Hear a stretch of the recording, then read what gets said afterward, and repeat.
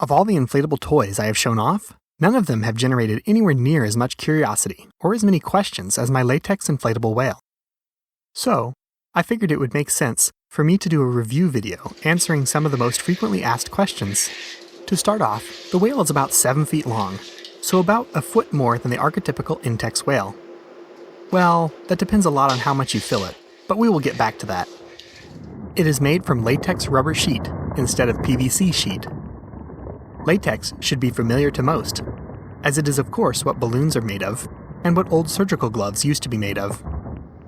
Now, while a balloon is made from dipping a mold into liquid latex, this whale is made much more like a typical inflatable pool toy. Just like a pool toy, this whale is made from sheets of fabric welded together at seams. The fabric just happens to be rubber instead of vinyl plastic. Latex, just like vinyl, comes in a multitude of sheet thicknesses. Back when ordering this whale, I had little baseline for what latex rubber sheeting felt like at different thicknesses, or any idea how that thickness might affect the feel of an inflated toy. I perused around the manufacturer's website to see if they offered any suggestions. In doing so, I stumbled upon their listing for an inflatable latex doll. The listing pointed out that the default list price was for cheaper, thinner latex, but the listing, for reasons, strongly recommended upgrading to the 1mm thick latex. Snickering to myself about the similarity between an inflatable doll and a pool toy, I figured the thick material would be the way to go for the whale as well. The latex material itself is a significant part of the cost of most latex garments, and thus thick latex is pricey. Choosing the thick material more than doubled the whale's cost, so I was a little worried that the 1mm might be too thick, as my only point of reference were some 0.5mm thick latex banner balloons and some thinner, round balloons. But I really wanted to make sure this inflatable whale was rideable, and not too squishy and floppy. Like higher-end vinyl inflatables, the color of the construction is determined by the color of the sheeting. I had originally wanted to order my whale in the same colors as the traditional Intex whale. Unfortunately, the factory was out of the colors I wanted in the thick material. That is why I ended up with this sort of cyborg color scheme for my whale. The back of the whale is made from what the manufacturer calls dark blue, the belly, royal blue, and the eye detail, middle blue. I really wish I could have gone with the traditional black and white orca, but I am still happy with the colors. The final option I had to decide on before ordering was a surface finish. The factory offered a powdered finish, a silicone polish, or chlorination. Given my collection of other inflatables, and knowing silicone oil does not react nicely to vinyl, the silicone polish was out of the question. Besides, I had no interest in having to maintain such a finish. Now, I figured the dry powder option was like what balloons usually come with, to prevent them from sticking to themselves and sticking to each other. I wasn't a big fan of that either, as the powder would typically irritate my skin. Latex on its own breaks down in the presence of moisture and stains very easily. The powder wasn't doing anything to prevent that. Having experience with balloons, I know how badly they react to moisture and how easily they stain. So, I ultimately investigated chlorination to see what that was about. It turns out chlorination is a permanent finish that doesn't require reapplication like the powder or polish would. Further, it seals the latex, protecting it from stains and moisture. I was sold, and paid the extra fee to chlorinate my whale. With my whale now on order, I had to wait for it to arrive. Frustratingly, it took over 3.5 months to arrive, which was well over their quoted lead time of a month and a half. When it arrived, it came wrapped in plastic, packaged inside a custom box. It was heavy. The first thing I noticed about it was its weight. I hadn't expected that, but it made sense given the thick material.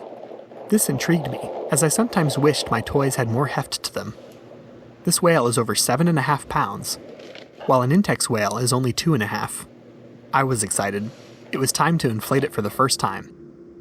The whale has a valve very similar to a number 2 valve you might find on a regular pool toy. In this case, it is made of rubber, doesn't have the flapper pool toy valves usually do, and the stopper isn't permanently attached. So I must take care not to lose it. When I first got the whale, the valve stem could be pushed flush or left sticking out, just like a pool toy valve. A number 2 size valve does seem a little small for this size inflatable, but it is manageable. Inflating it for the first time was interesting because of how ridiculously soft and flexible latex is. It wasn't quite clear how filled was full. This whale would just keep taking air.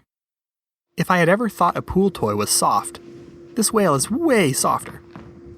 It would be like comparing cardstock to Egyptian cotton. The best way to describe it is like inflating a balloon only a little, right up to where it starts to stretch. The surface feels very much like one of those chloroprene balloons. Very slippery, and not at all tacky like plain latex can get. My concerns about the material being too thick were assuaged. The thickness seemed fine. Thicker still probably would have been fine too. I could lay atop it and ride it like a regular inflatable whale. Plus, the added heft of the thicker material was a bonus. However, amusingly, in a way only a rubber whale could do, I sink right through it to the floor if I try to sit on it. If I were to buy it again, the only thing I would do different would be having the tail a separate air chamber. As it is, the tail bulges out in a ridiculous manner when the whale is ridden. Overall, I have been very happy with this incredible whale. I have had it for over 2 years, and it has held up well despite rough use. I have only had a few minor issues. Upon receiving it from the factory, there were 3 locations that had failed to be properly chlorinated. There was one defect on the back, one near the valve, and one on the belly. All 3 locations have a symmetric pattern. I can assume these areas must have been stuck together during the chlorination step, preventing the reaction from happening. These areas were tacky, and didn't have the glossy slipperiness the rest of the whale did.